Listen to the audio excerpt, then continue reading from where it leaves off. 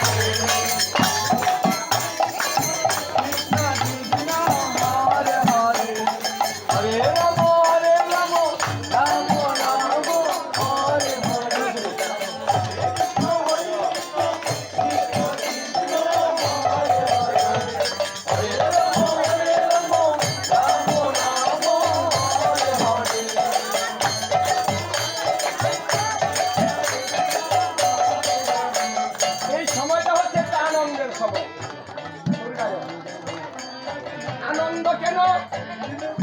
এই সময়টাকে বলা হয় উত্তর গুষ্ঠ।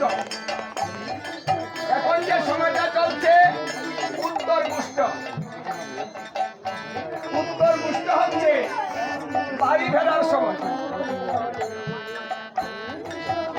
এখন বাড়ি ফেরার সময় কি লীলা করেছে? পুষ্ট লীলা করেছে। কখন বেরিয়েছে?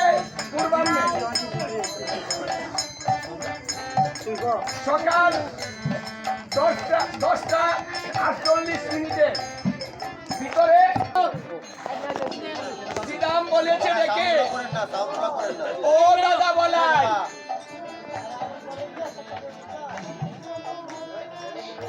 মাকে যে কথা দিয়েছিলে সন্ধ্যায় বাড়ি যাবে, তোমার সে কথা মনে নাই?